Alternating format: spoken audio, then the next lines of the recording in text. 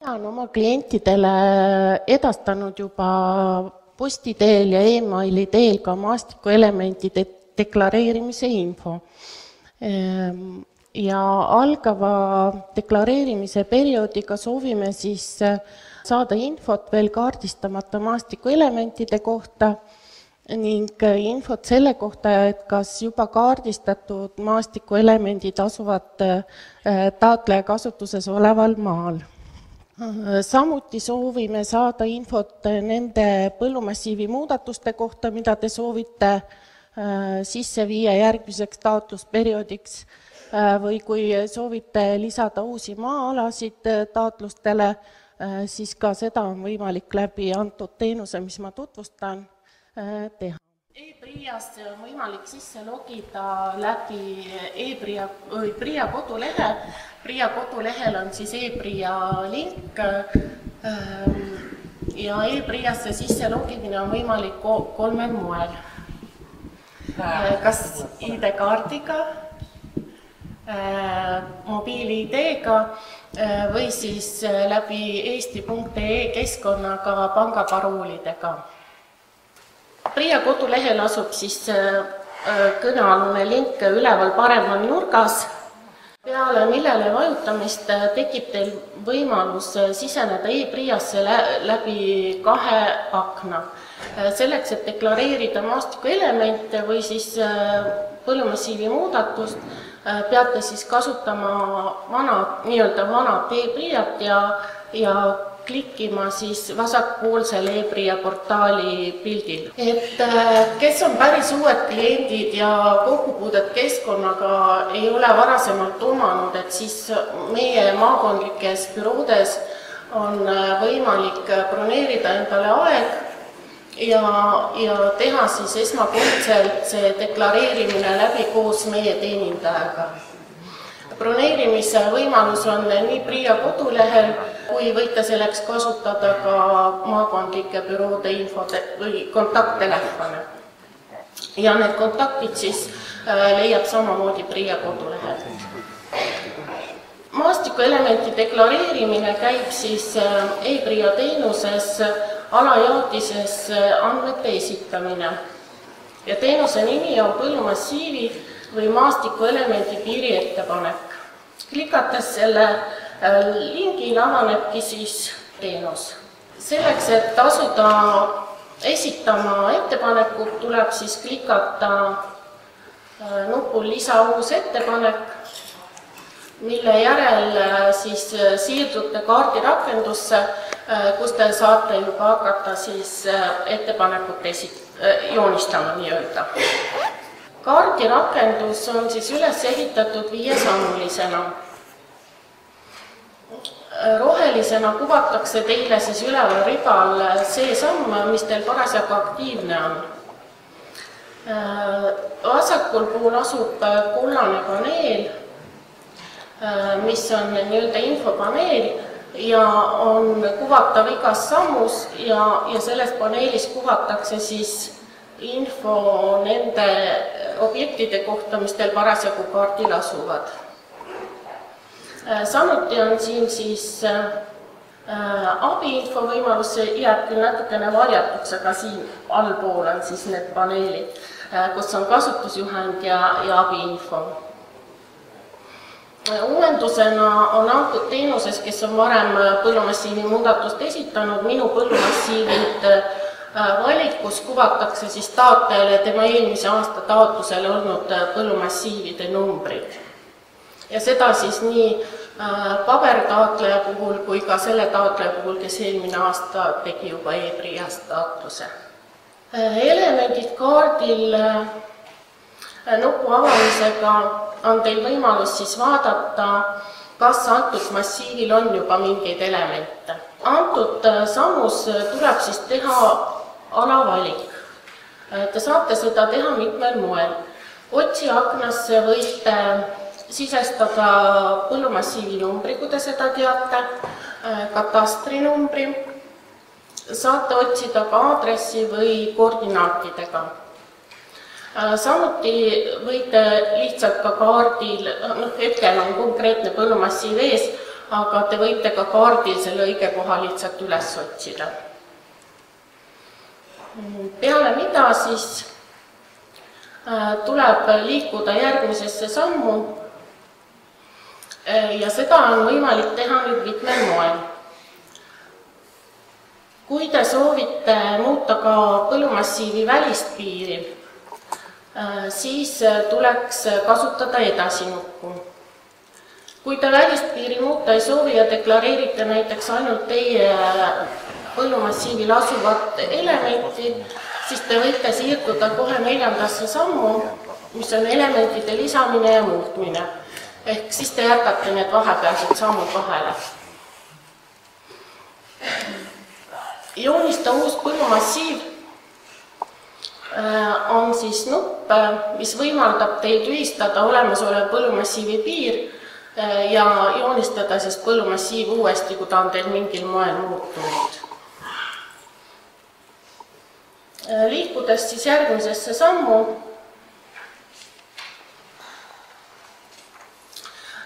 tuleb täpsustada asukohta.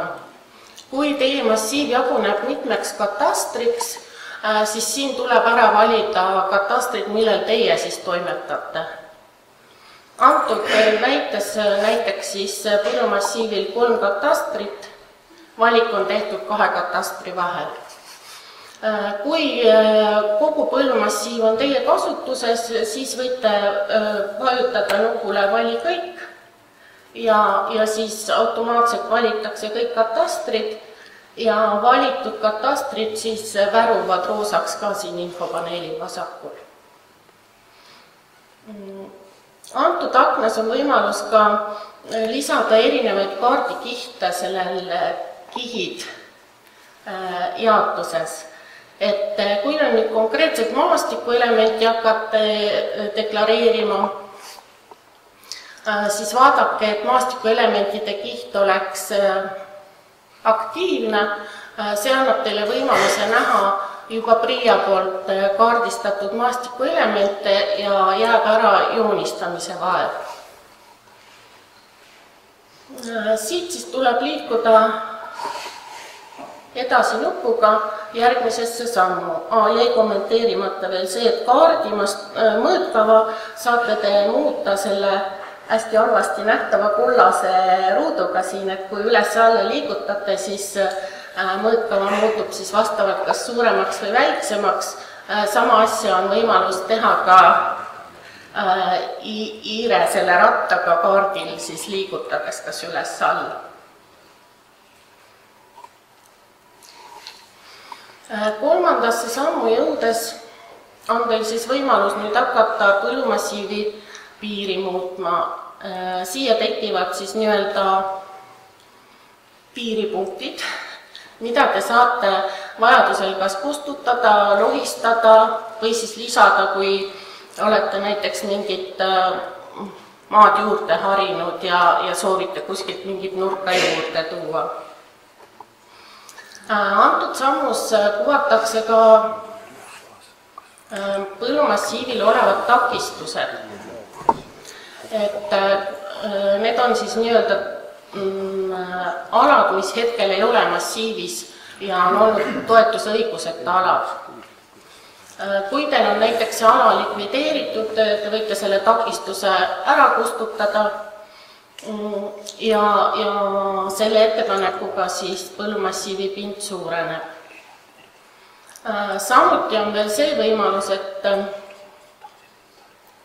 kui näiteks on massiivil rohkem kui üks element, mida te deklareerida soovite, ja need on kõik eelnevalt olnud massiivist väljas, et siis võib teha selle takistuse kustutamise kõigile elementidele ja viimases sammus lisada lihtsalt info, et te soovite kõik need kustutatud alad põllumassiivi pinna sisse tuua ja tegemist on maastikuelementidega.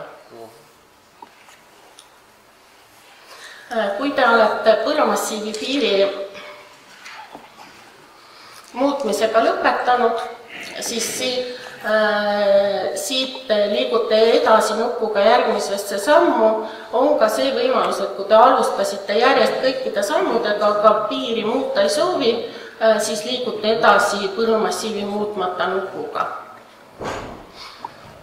Lisaks sellele ka siin on see uue piiri joonistamise võimalus, et uus piirnupp siis kustutab olemasoleva piiri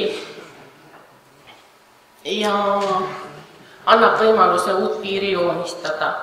Ja lisatakistusnupp on siis see nupp nüüd, et kui teil on massiivile tekkinud juurde mingid alasid, mis ei ole toetusõiguslikud, olete näiteks kaevanud sinna tiigi, siis saate selle samamoodi siin põllumassiivil ära joonistada.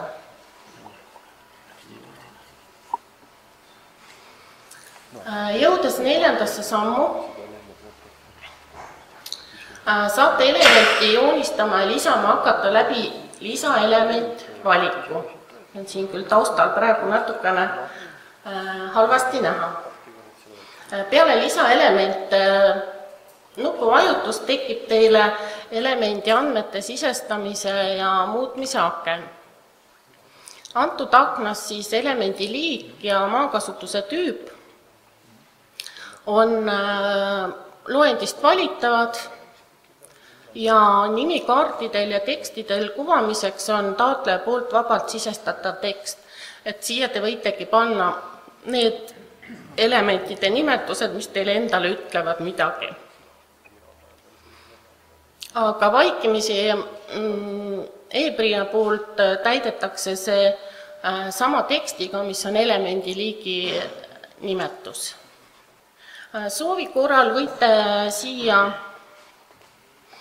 aknasse lisada ka kommentaari, aga see ei ole kohustuslik väli.